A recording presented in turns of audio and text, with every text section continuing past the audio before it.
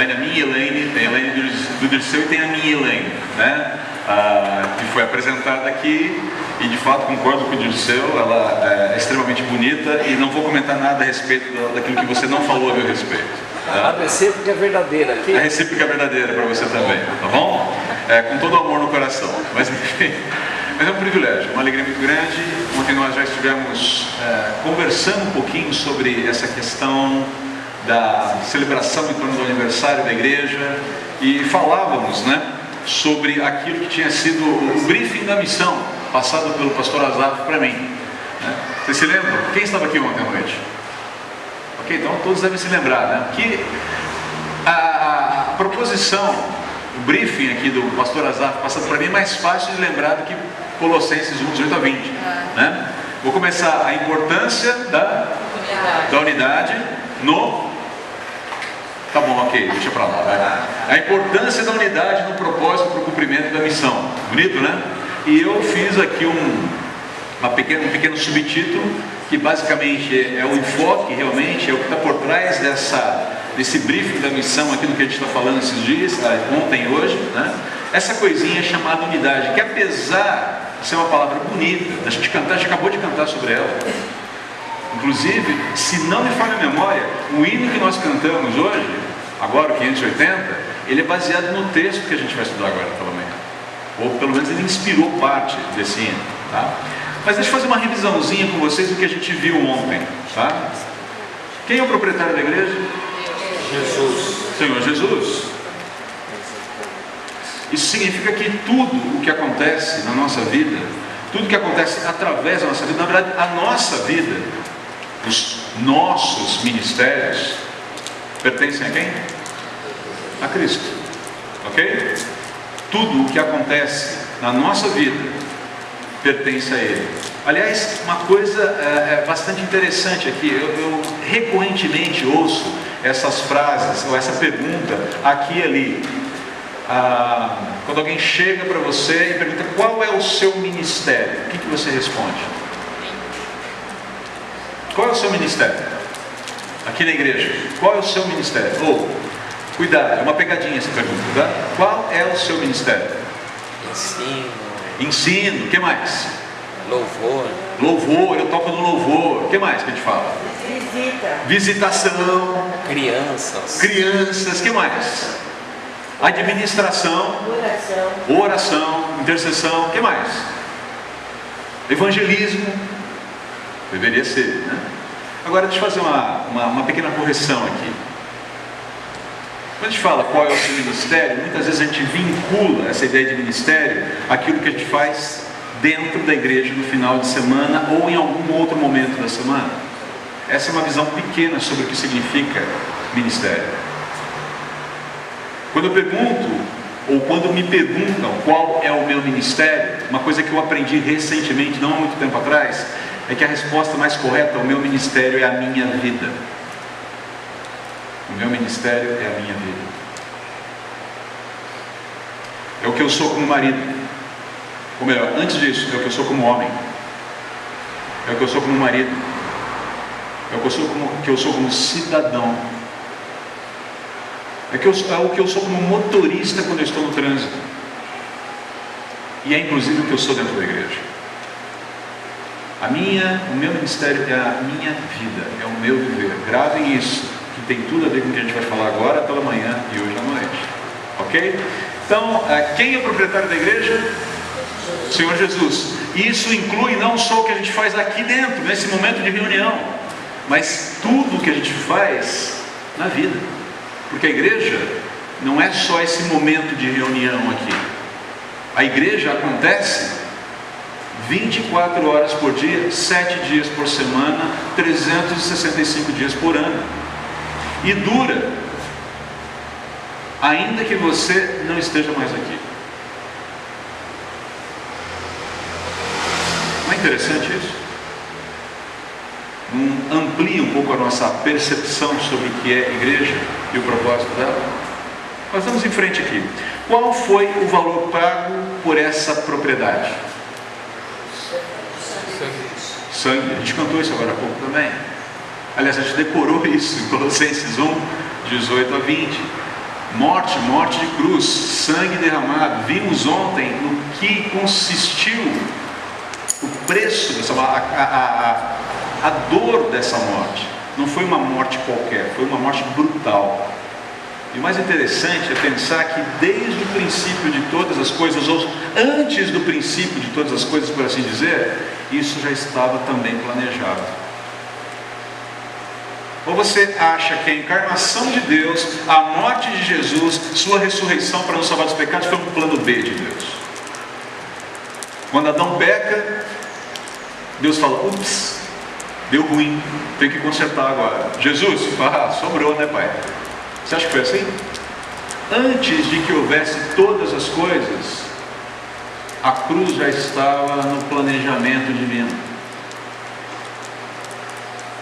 Sempre houve cruz no planejamento divino. O Filho sempre soube o que passaria. Sempre. Só para a gente relembrar um pouquinho. Última pergunta aqui. Para que serve essa propriedade chamada igreja? O que a gente viu mesmo? Para quê? Lembra-se do texto lá de João, da oração de Jesus, lá no capítulo 17 de João? A gente poderia fechar aqui definindo com esse: para que todo mundo saiba que tu me enviaste e que os amas tanto quanto me amas. Isso foi o que nós vimos ontem, um resuminho do que nós vimos ontem.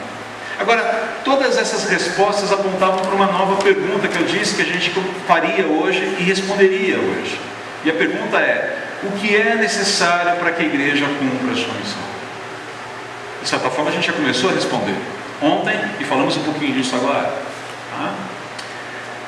Agora a gente já tem indícios dessa resposta no texto de João que a gente viu ontem. Eu gostaria de explorar um outro texto que também fala desse assunto, fala bem propriamente desse assunto, tá? Como eu disse agora, eu acho que foi um pouquinho a base inclusive do hino 580 que a gente cantou. E esse texto aqui, nesse texto, Paulo vai enfatizar que ser incluído na família de Deus exige uma postura adequada ao privilégio recebido de fazer parte dessa família. Ele vai começar com uma exortação profunda aqui. A gente vai ver exatamente o que ele está falando, né? E vamos lembrar que o foco aqui não se trata apenas de carregar o nome da família, mas sobretudo de honrar o nome da família. O que Paulo vai falar aqui em Efésios, que é o texto que a gente vai ler, Efésios 4, é que não é simplesmente fazer parte dessa família e levar o nome de cristão no peito, mas é honrar esse nome. É viver de uma forma harmoniosa com o valor desse nome. Se portar de acordo com, não envergonhar esse nome, honrá-lo, dignificá-lo, glorificá-lo com o nosso viver. Essa é a ideia aqui. Então vamos para o texto. Foi? Opa, passou. Perdão. Deixa eu voltar de novo aqui.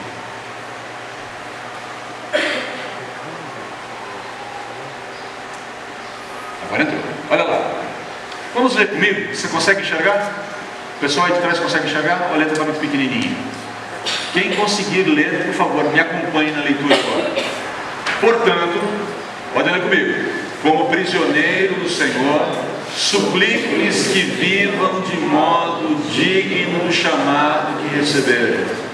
Sejam sempre humildes e amáveis, tolerando pacientemente uns aos outros em amor.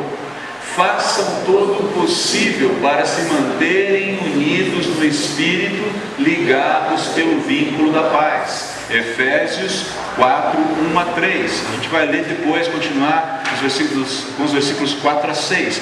Mas perceba aqui o que Paulo está propondo. Primeiro ele começa aqui,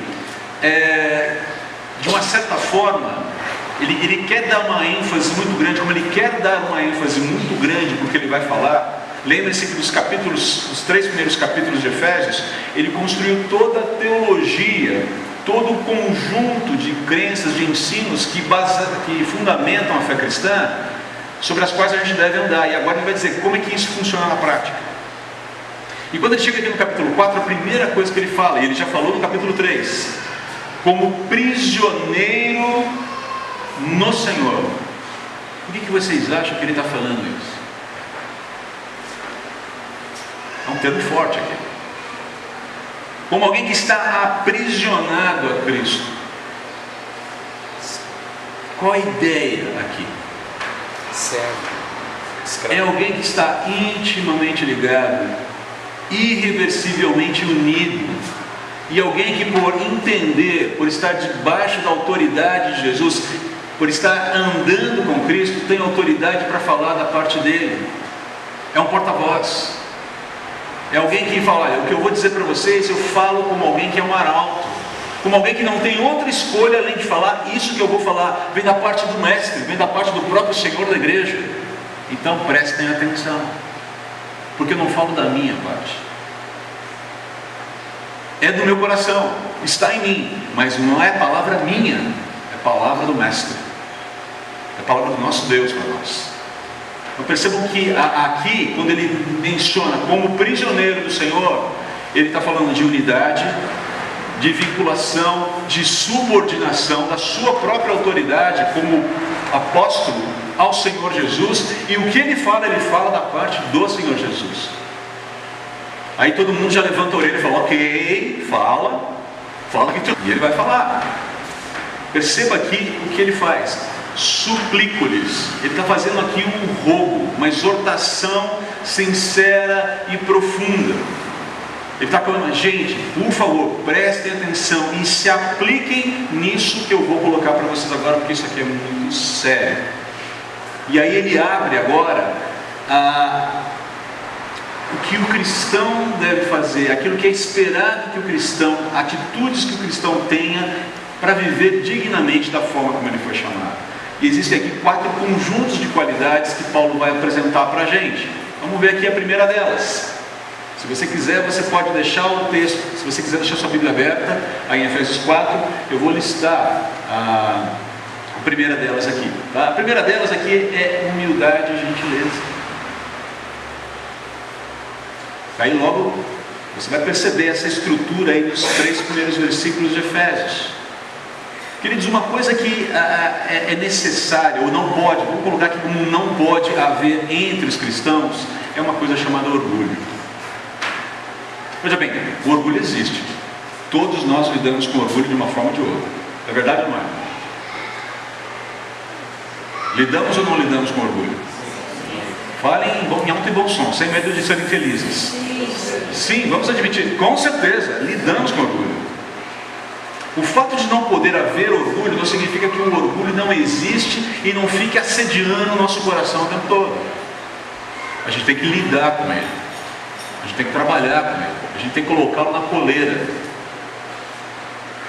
E o que Paulo está falando aqui é que nós precisamos trabalhar. Qual é a forma de trabalharmos com orgulho? É justamente exercitando essa gentileza, essa humildade. E o que é trabalhar gentileza e humildade? Humildade é a gente trabalhar com um reconhecimento claro de quem a gente é. Vamos falar sobre isso hoje à noite, quando nós abrirmos a nossa Bíblia em Romanos 12, capítulo 12, versículos 1 a 4. Vamos deixar para falar sobre isso um pouquinho mais à noite. Se você parar para pensar, o Senhor Jesus é o maior exemplo de gentileza e humildade que nós vimos. Capítulo 2 de Filipenses fala para a gente nutrir no nosso coração o mesmo sentimento que houve em Cristo Jesus, que embora sendo Deus, não o quê? Não usou dessa condição, da sua condição de ser Deus, para se impor. Antes assumiu o quê? A forma do quê? Servo. E a si mesmo se humilhou. E se humilhou até a morte de cruz. Agora, o que isso significa na prática para a gente? É interessante ver, você que trabalha em empresa, alguma coisa do tipo, está ligado ao mercado corporativo, ou faz administração de empresas ou alguma coisa do tipo, está sabendo que um dos conceitos mais interessantes hoje, dentro do mercado corporativo, dentro do mundo de ideias, é essa ideia de liderança servil, liderança que serve. Isso está na moda agora. O bom líder é o líder que sabe capacitar, mobilizar os seus liderados e serve de bom fundamento para eles. Não é aquele cara que sai com uma bandeira à frente, é para cá, marchem comigo. Mas é aquele sujeito que sabe mobilizar e que apoia, dá fundamento. Esse é o bom líder. O interessante é que aquilo que os modelos administrativos modernos têm descoberto, como, olha só que riqueza, que beleza, o Senhor Jesus já mostrou lá atrás, há muito tempo. Você quer ser um bom marido, um bom líder na sua casa? Sirva. Sirva. De que forma? Lembra que Pedro fala, por exemplo, de que os maridos devem viver a vida comum do lar? Se você acha que o seu papel como marido, como homem da casa, é simplesmente trabalhar e colocar grana na conta para pagar a conta do supermercado, aluguel, prestação da casa, prestação do carro, gasolina, escola das crianças, ou seja lá o que for, a sua visão sobre masculinidade é muito pequena. Ser marido significa participar, inclusive, das questões do dia a dia dentro de casa. A primeira delas é lembrar que você tem uma esposa que não é uma empregada doméstica. É a sua mulher, a mulher que você tem que pastorear, com quem você tem que trabalhar, a quem você tem que servir, fazendo com que ela, ajudando a se tornar cada vez mais parecida com Jesus. Lembre-se, a minha vida é o meu ministério, certo? Segundo, você é o pastor dos filhos. Homem. É responsabilidade do varão a condução do coração dos filhos a Cristo. Ok? É você que será cobrado sobre aquilo. Fala, André, eu sou uma pessoa que você de repente é uma mulher que está sozinha e que não tem um marido. Fala, ok, você se torna a pessoa responsável. Eu estou falando de homens que são casados e têm responsabilidade com suas famílias, ok? Os casos à parte a gente lida dentro das suas particularidades. Percebam, educação dos filhos, pastoreio do coração dos filhos, ajudá-los a memorizar versículos bíblicos, por exemplo, enquanto memoriza também. Deuteronômio, no capítulo 6, fala isso. Lembram-se da recomendação expressa de Deus através de Moisés? Essa lei que hoje, ouça Israel, o Senhor nosso Deus é o único Deus. Tudo isso que vocês estão ouvindo aqui, isso estará no seu coração, e vocês falarão disso para os vossos filhos, dentro de casa, durante o caminho, em qualquer circunstância. Sabe aquela louça de domingo que ninguém quer lavar? Aquela assadeira do frango, que você olha para ela e não pode jogar fora. O frango assado. Alguém fez o frango, não é verdade? Outro alguém pode lavar a assadeira, não pode? Ou estou pensando em jogar fora, acho que é mais fácil. Às vezes, talvez. Percebe? Coisas.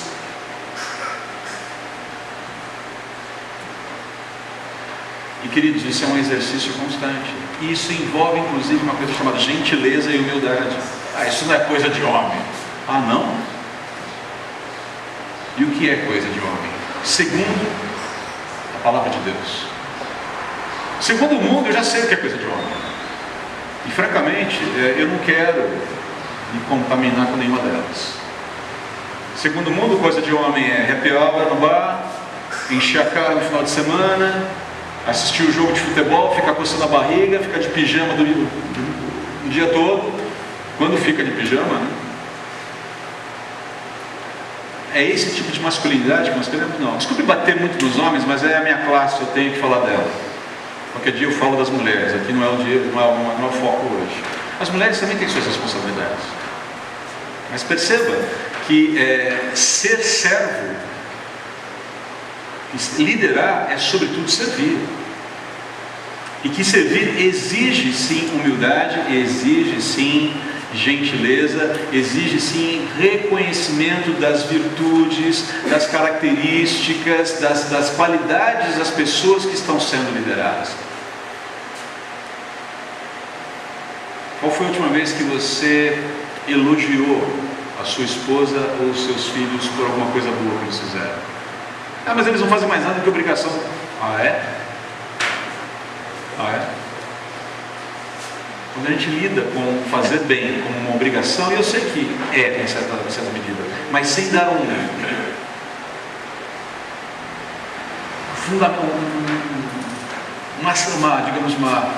faltou a palavra aqui agora. Não, uma resposta, uma devolutiva, desculpe.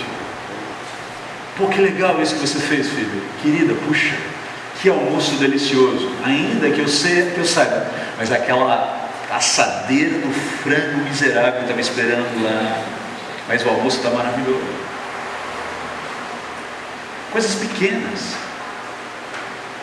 Coisas absolutamente pequenas. Deixa eu dar um exemplo aqui, que talvez ajude. Eu amo meu pai. Meu pai é um exemplo de vida para mim, por tudo que ele fez pela família. Depois, se você quiser saber detalhes, eu posso te contar, não vou entrar em detalhes aqui agora. Mas eu amo meu pai. Só que meu pai sempre foi desses caras que falou: você não faz mais nada que a sua obrigação de ser um bom filho, de fazer tudo o que você faz e, sobretudo, de ser um excelente aluno na escola. Houve uma situação em especial que eu experimentei e foi um mix de alegria e agonia para mim.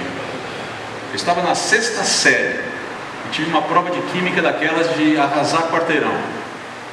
A professora era o cão chupando manga. Na verdade, ela era a manga chupando o cão. E eu estudei, mas eu estudei tanto. E eu tirei 9,75 na prova. Mas essa professora que era manga chupando o cão só dava A para quem tirasse 10. Então adivinha qual foi a nota que ela deu para mim? B+. 9,75, irmãos. Eu mereci um Azinho. Nem que fosse um A menos, mas mereci. Não é mesmo? É. E cheguei todo... A segunda nota mais alta da classe foi 8. E 70% da classe ficou abaixo de 5. Para vocês terem uma ideia. Vitorioso, palmas para mim que eu mereço. Não, brincadeira, deixa eu falar. E eu cheguei em casa todo feliz para mostrar minha prova de 9,75. Eu vi o 9,75. Eu cheguei para meu pai, que 9,75 naquela prova de química. Ele olhou a prova, por que você não tirou A?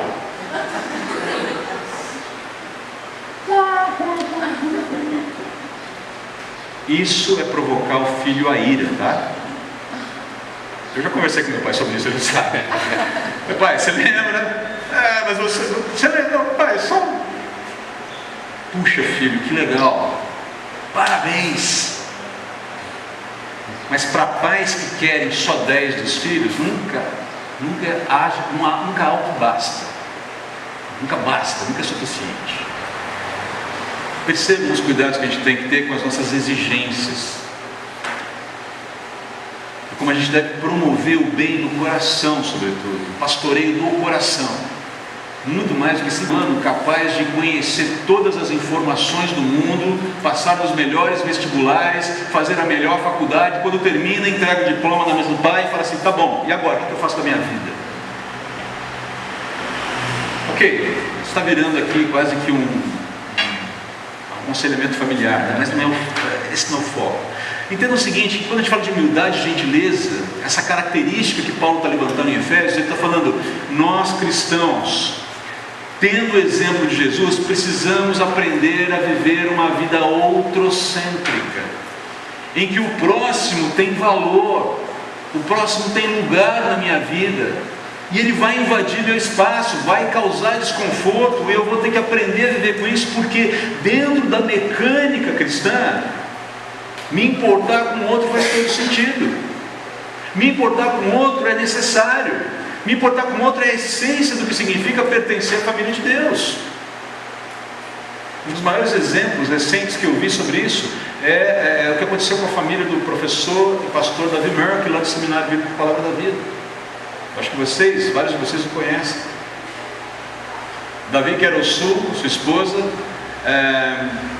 tiveram uma neta, a filha da filha adotiva deles, a Julie.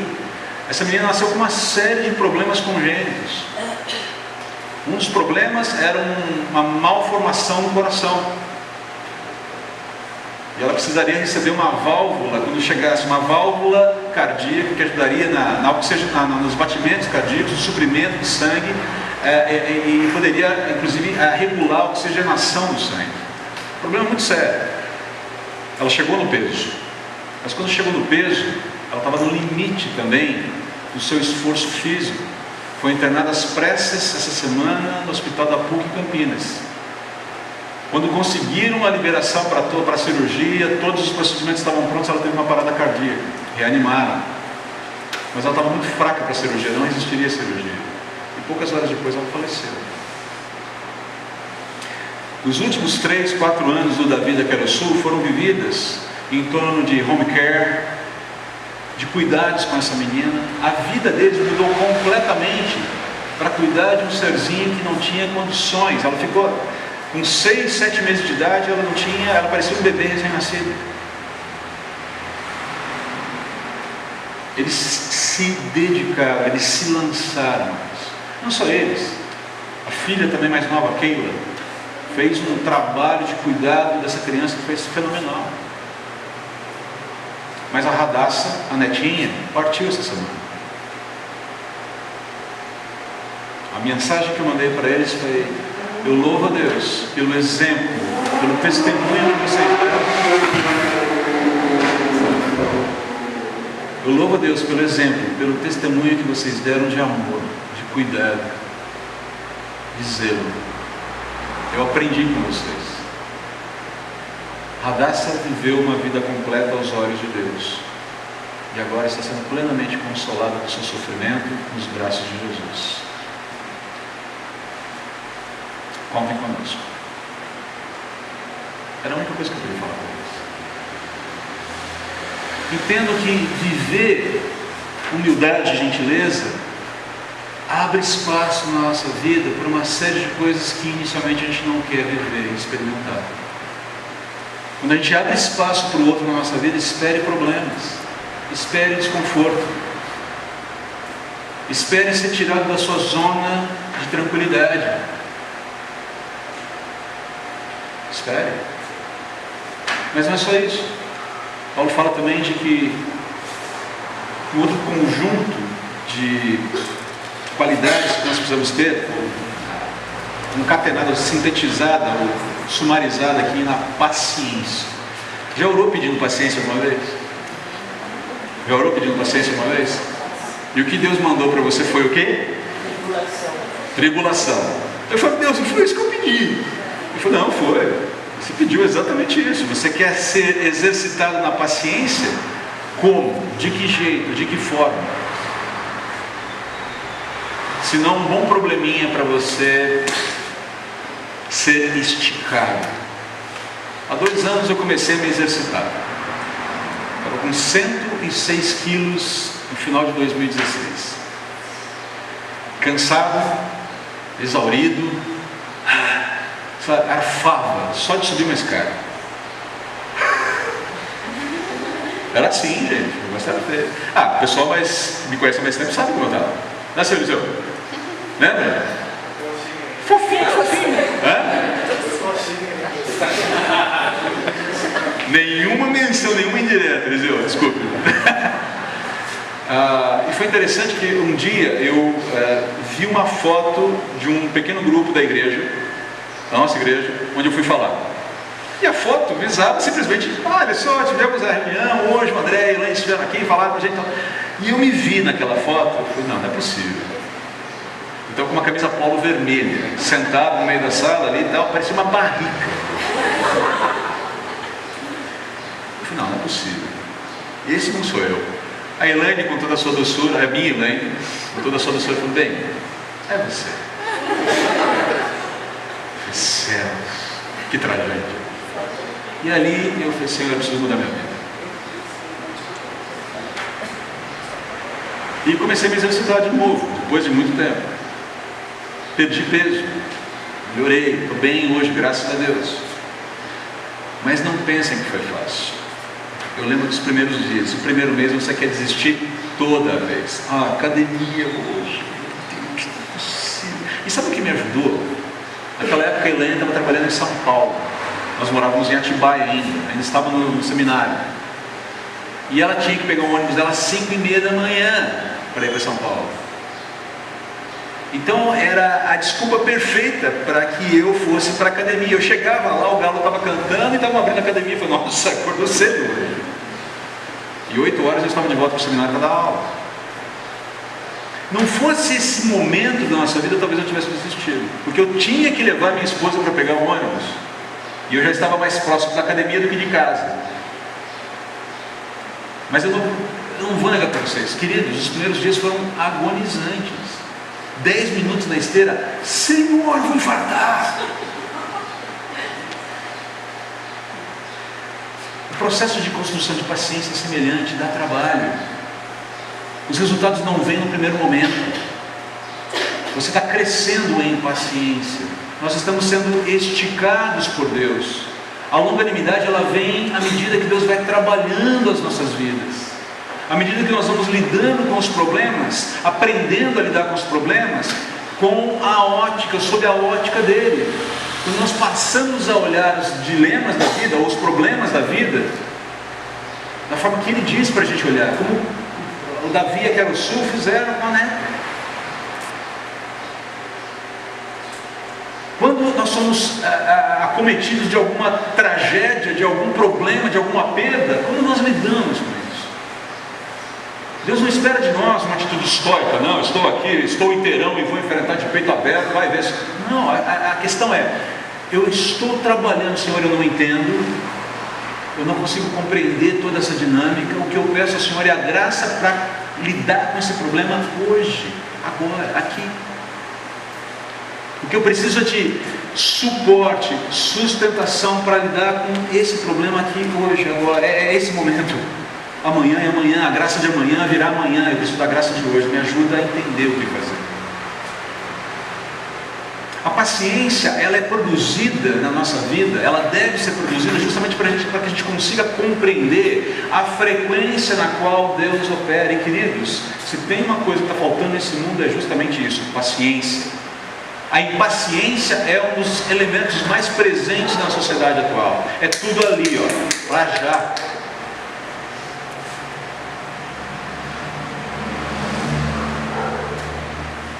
Você carrega uma página na internet, deu 2 segundos, ela não abriu, o que você começa a fazer?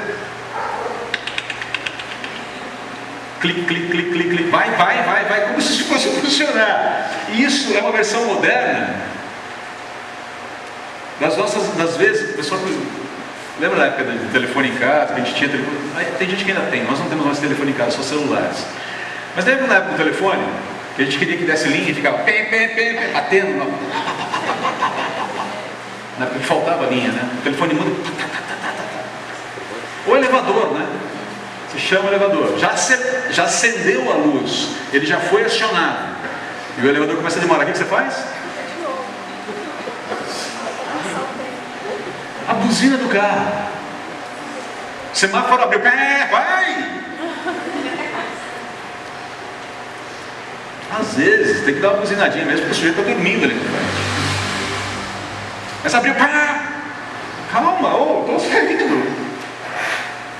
Nós vivemos uma sociedade apressada, nervosa, inquieta, onde paciência é o menor dos produtos disponíveis aí. E a igreja é chamada para ser paciente.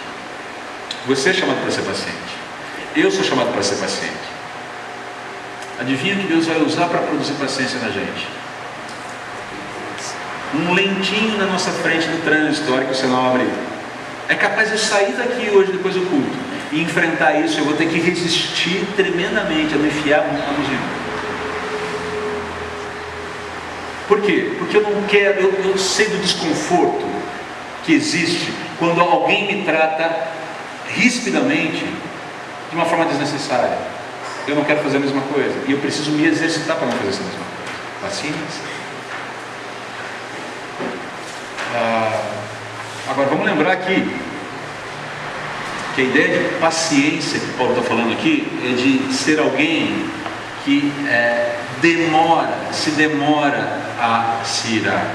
A ideia que é, quando ele fala de produzir, tolerem-se pacientemente uns aos outros, demorem estiquem o máximo que for possível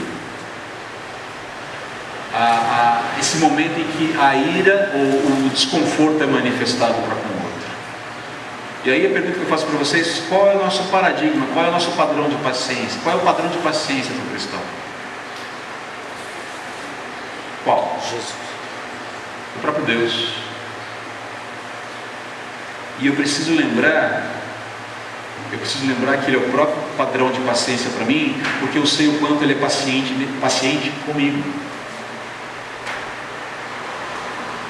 Toda vez não, que é muita coisa, mas eu tenho procurado me exercitar da seguinte forma: cuidado com o seu pavio curto às vezes, porque se Deus fosse usar o mesmo tamanho de pavio que você, André, usa com as pessoas, rapaz, você estaria na roça. Não, na roça não, porque a roça é um lugar bonito às vezes. Você estaria numa situação complicada. Se Deus fosse usar o pavio que muitas vezes eu uso com os outros, se Deus fosse usar esse pavio comigo, não seria legal. Mas o que Ele me estimula é: filho, André, querido, menino bonito, apesar de eu achar que não é, entenda que você precisa ter a mesma disposição com os outros que eu tenho com você. Esse é o parâmetro aqui. Mas Paulo continua, olha só, a palavrinha bonita, né? Amor. E num certo sentido, queridos, isso define ainda mais a paciência, descrevendo como a paciência se manifesta em nossas interações, não só dentro da igreja, mas também fora daqui. Em outro sentido, define como deve ser esse andar digno diante de Deus do cristão. E vai combinar todos os outros atributos que a gente tem discutido aqui. Humildade, gentileza e paciência só podem ser exercitados onde há relacionamentos. E onde há relacionamentos, há necessidade de amor. Por quê? Porque relacionamentos dão trabalho. Ou não? Relacionamentos dão trabalho. Qualquer relacionamento dá trabalho. O amor está relacionado à resiliência, à persistência em suportar o próximo, assim como eu sou suportado pelo próximo. Deixa eu usar as palavras de alguém muito mais inteligente, mas muito mais inteligente e capaz do que eu com as palavras, para expressar a importância do amor na vida da igreja, na nossa vida, no dia a dia, seja na igreja, seja na sociedade. C.S. Lewis, no livro Os Quatro Amores, ele diz o seguinte, vou ler para você, se você não conseguir acompanhar, porque a letra está pequenininha aí para vocês. Amar é ser vulnerável. Ame qualquer coisa e seu coração irá certamente ser espremido e possivelmente partido. Se quiser ter a certeza de mantê-lo intacto, não deve dá-lo a ninguém, nem mesmo a um animal. Envolva-o cuidadosamente em passatempos e pequenos confortos. É o que todo mundo está fazendo por aí.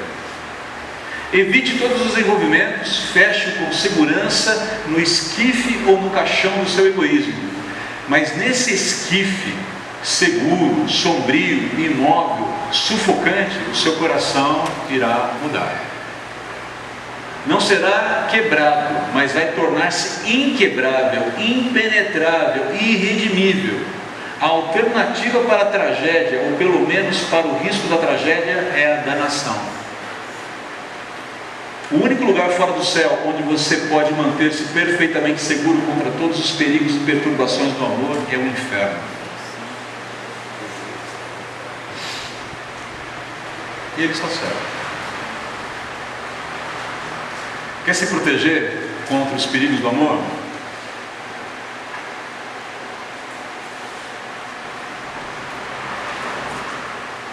Estou dizendo que você vai perder a salvação, mas prepare-se para viver uma vida pequena, limitada.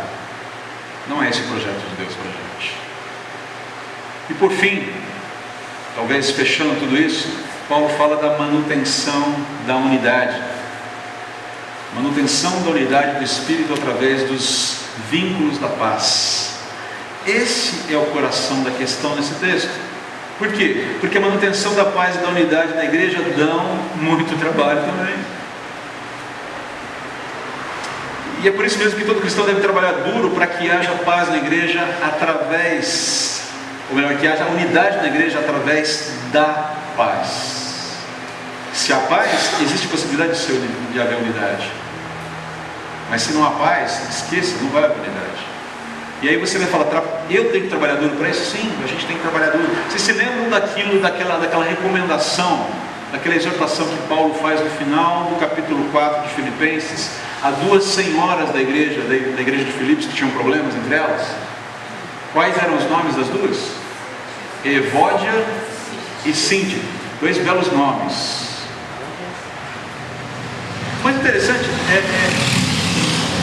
ver como Paulo trata essas duas irmãs. Ele fala assim, olha, agora suplico a Evódia e Síntique, tendo em vista que estão no Senhor, resolvam o seu desentendimento. Vocês estão no mesmo corpo, têm o mesmo mestre, resolvam o seu desentendimento. Havia um problema de relacionamento entre essas duas mulheres, e Paulo, a coisa era tão grande que chegou a Paulo, e Paulo falou, olha, falem para as duas se acertarem. Peço a você, meu fiel colaborador, provavelmente alguém de nome Císico, que ajude essas duas mulheres. Perceba, a coisa é tão tensa que talvez precise de gente de fora para ajudar, pois elas trabalharam arduamente comigo na pregação das boas novas, e também com Clemente e com meus outros colaboradores, cujos nomes estão escritos no livro da vida. Perceba, Evódia e Síntique tinham um problema de relacionamento, mas eram colaboradores de Paulo, pregaram o Evangelho, eram pessoas que faziam parte do corpo, e Paulo está dizendo, elas precisam resolver as suas questões, elas precisam fazer as pazes, elas precisam promover a paz entre elas para que a igreja esteja em paz. A questão que eu quero levantar para vocês, queridos, se você não está em paz com alguém dentro desse contexto, você precisa fazer a paz com ele imediatamente. Vai dar trabalho? Vai. Talvez você precise de ajuda externa? Sim.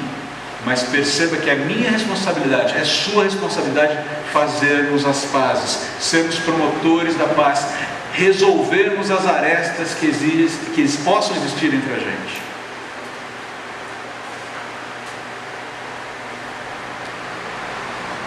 Quem é, se é que existe, quem é a sua Síntique? Quem é a sua Evódia? Aqui, hoje, agora. A minha exortação para você é que hoje mesmo você comece a produzir, a se colocar diante de Deus com um desejo sincero de resolver essa questão. E que Evódias e Síntiques, se é que elas existem dentro da casa de oração, convivam pacificamente, porque se dispuseram a tratar das suas diferenças.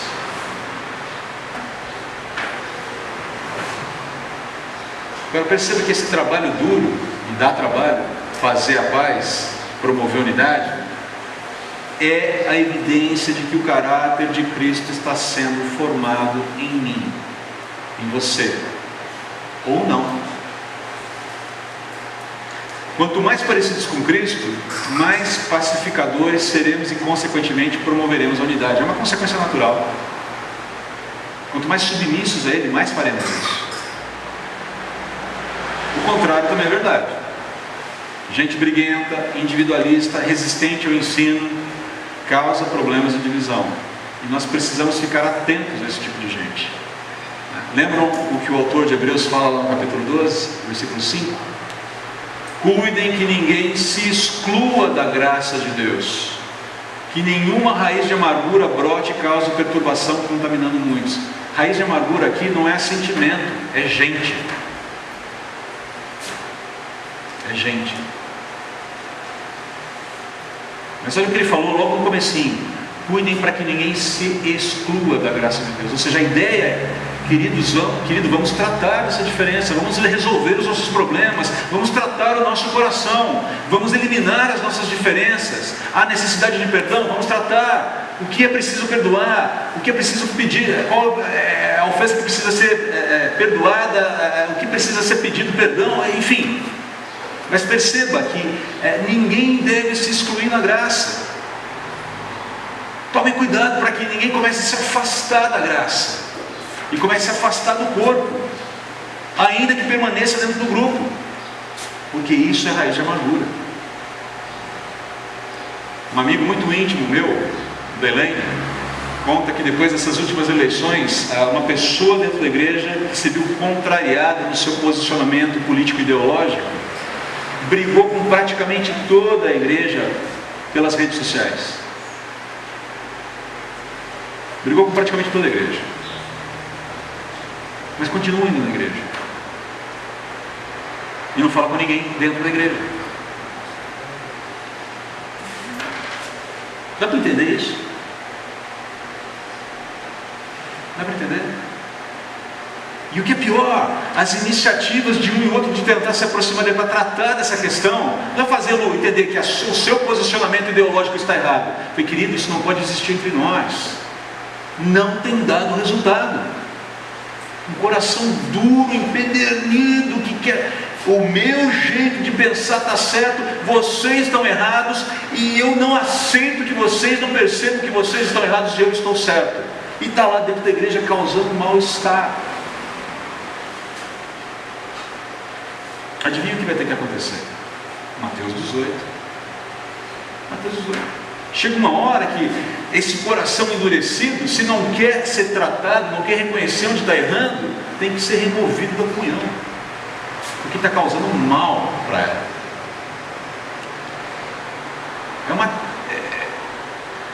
Digamos que é a solução drástica, depois de se tentar muitas vezes trazer esse irmão querido a consciência. Ninguém está querendo que você mude seu posicionamento ideológico, mas entenda, não é assim que as coisas são. Você não pode tratar as pessoas dessa forma. A sua percepção ideológica, ela não pode ser tratada como verdade absoluta. A palavra de Deus é verdade absoluta. Não importa se você é de direita, se você é de esquerda, não importa. Pouco importa. Ou até importa, mas não a esse ponto. E quando a gente chega no versículo 4, Paulo deixa claro a relação entre a unidade da igreja e os planos do Deus Trino. Olha só que interessante. E o hino 580 ele reflete um pouquinho essa percepção, esse cuidado teológico de Paulo com a Trindade e as ações da Trindade em prol do povo de Deus, a igreja. Olha o que ele fala aqui: pois há um só corpo e um só Espírito, assim como vocês foram chamados para uma só esperança. Há um só Senhor, uma só fé, um só batismo, um só Deus e Pai de tudo, o qual está sobre todos, em todos e vive por meio de todos. O corpo, queridos, a igreja, aquilo que a gente chama de corpo de Cristo, aquilo que a Bíblia chama de corpo de Cristo, é apenas um, porque ele é habitado pelo mesmo Espírito, o Espírito de Deus, o Espírito Santo. E esse Espírito, ele é indivisível. É impossível dividir. A esperança cristã é uma, porque ela se concentra em Jesus, no Senhor, por meio da fé expressa por um só batismo. O único Deus e Pai é a autoridade sobre a igreja, o facilitador e o fortalecedor da igreja. É por isso que Paulo está tão preocupado com a unidade da igreja. Porque a falta da unidade na igreja, a falta de unidade entre nós, não reflete a nossa união com o único e verdadeiro Deus, o Deus Trino revelado nas Escrituras. Quando a igreja não está militando em favor da união, da unidade, promovendo paz, ela não está refletindo o caráter do seu Salvador. Quando ela está promovendo paz, agindo para a promoção da paz, buscando unidade, apesar de todas as dificuldades, ela reflete o caráter de Cristo. Essa é a questão. Não quer dizer que não vai haver dificuldades, elas existirão, mas qual é a disposição de resolução quando as dificuldades chegarem. E aqui caminhando para o nosso fechamento. Uma vez que Deus quer usar você, humilde, gentil, amoroso, amorosa, promotor da paz e unidade, essenciais ao cumprimento da missão da igreja nesse mundo, você se vê em condições para fazer isso? Sim ou não? Você se vê em condições para fazer isso? Silêncio ensurdecedor. Você se vê em condições para fazer isso? É uma pergunta, eu espero uma resposta para a gente continuar. Você se vê em condições para fazer isso? Quem acha que sim, levanta a mão. Quem acha que não? E quem não acha nada? Porque a gente não acha nada. Quem acha que sim? Aí, tranquilo, vamos lá. Quem acha que não dá? Que é impossível? Tem muita gente achando nada ainda. Exatamente. Você tem condições de fazer isso? Eu tenho condições de fazer isso? Não. Não, não, não. Aí você fala, pô André, qual é, cara? Você gastou todo esse tempo dizendo, afirmando que eu preciso fazer isso. Agora fala que eu não dou conta de fazer? Calma, calma, calma. É um paradoxo.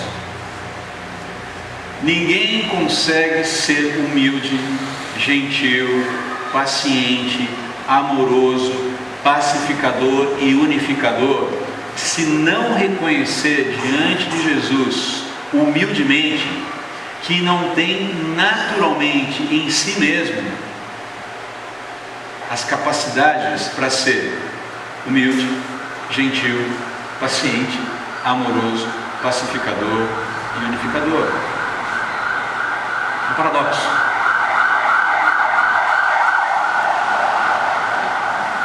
Essas qualidades são produzidas, queridos, em pessoas que reconhecem a sua fragilidade, as suas limitações diante de Deus e buscam em Deus a força, os meios, a capacitação, os recursos para viver esse conjunto de qualidades dignas de chamar.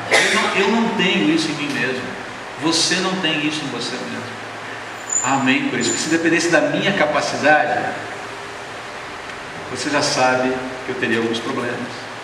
Para cumprir a missão, eu preciso admitir que não tenho competência para isso. Aquilo que Paulo fala lá em 2 Coríntios, capítulo 12, versículo 10. Quando sou fraco, aí é que sou forte. Lembra disso? É quando eu admito as minhas fragilidades, as minhas limitações, que o poder de Deus atua em mim. Quando eu dependo completamente dele. Quando eu declaro falência dos meus recursos. Deus, não tenho competência para ser um marido que ama a esposa como o Senhor Jesus ama a igreja. Me ajuda. Senhor, não tenho a capacidade de amar o meu próximo como o Senhor Jesus disse que eu devo amar. Me ajuda. Senhor, não tenho competência para te amar como o Senhor disse que eu devo amar, que significa obedecer os seus estatutos. Me ajuda. Estou reconhecendo as minhas limitações. Mas tudo isso leva a gente a uma outra pergunta. Pô André, você está fazendo muita pergunta esse final de semana. O que é necessário então para que a gente seja um promotor eficiente da unidade? Essa resposta vem no culto da noite. Senão você não vai aguentar. E como sempre, ou como eu havia prometido ontem, a gente vai terminar com uma música que fala sobre essa coisa de ser fraco quando a gente, ou de ser forte quando a gente reconhece que é fraco. Uma música que eu gosto muito, do grupo Mensagem. Esse disco é de 1985. E com isso eu já vou revelando para vocês que eu estou bem velhinho. Mas não tem problema, a música é boa do mesmo jeito. Gui, você solta pra gente, por favor?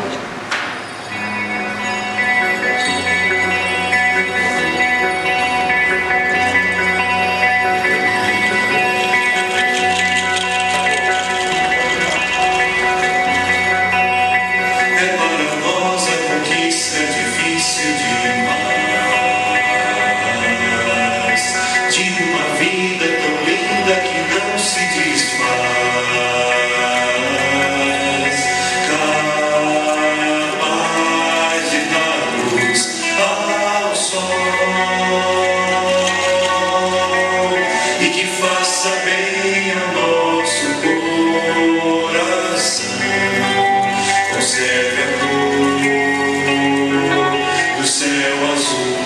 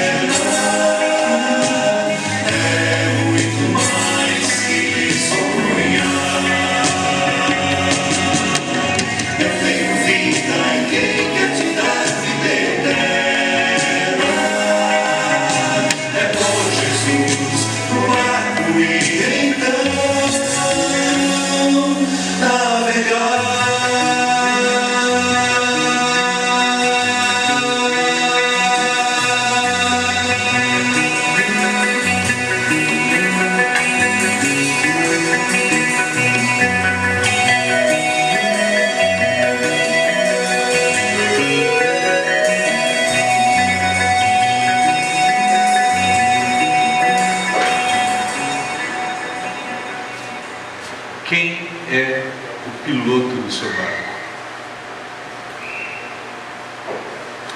Todos nós estamos navegando. Você sabe onde esse barco vai chegar. A chegada é garantida. Você chega lá. O destino já vai chegar. Mas não ceda à tentação de assumir o controle do barco. Eu não dou conta, você não dá conta. Deixe o mestre guiar o barco. Porque se nós fizermos isso como igreja, todos nós, vocês podem ter certeza que essa viagem vai ser uma viagem maravilhosa, uma jornada linda, apesar dos momentos em que as ondas vão nos dar pavor. E cada vez mais nessa travessia, especialmente nos momentos em que as ondas estiverem altas, vai ter gente pulando para dentro desse barco que o Senhor vai mandar. Tempestades não são vencidas com barcos fortes simplesmente. São vencidas sobretudo com a experiência de quem pilota. E para quem está naufragando no mar, um barco bem pilotado é sempre uma excelente notícia. Que você, cada um de vocês, cada um de nós, mas cada um de vocês, membros dessa igreja, sejam conhecidos por terem seus barcos pilotados pelo Senhor Jesus. Muita gente vai ser retirada do mar dessa forma. Pode ter certeza disso. Vamos orar? Nós não damos conta, Jesus, de pilotar esse barco. Eu quero te agradecer por a gente ter essa consciência de que a gente não dá conta. Por favor, vem pilotar, ou permanece, por favor, pilotando o meu barco. Eu creio que essa é a oração que os meus irmãos devem estar fazendo nesse momento. Que eles também peçam que o Senhor pilote o barco deles. E tudo o que isso implica. Coisas que precisam ser mudadas na nossa vida, coisas que precisam ser tratadas na nossa vida, correções, ajustes, coisas que precisam sair, coisas que precisam entrar, mudanças que precisam ocorrer debaixo da tua boa mão e com o teu poder, operadas pelo teu poder. Que o barco de cada um aqui seja conhecido pelo piloteiro e não pelas vidas que ocupam ali esse espaço. Toda honra e toda glória seja dada ao Senhor, e que a unidade feita através desse cuidado com o próprio barco seja uma das marcas mais preciosas na vida dessa igreja. A Deus, que essa fragata aqui, ou que essa frota seja conhecida pelo seu piloto, o Senhor Jesus. É a nossa oração no nome dele. Amém. Amém. Obrigado, queridos.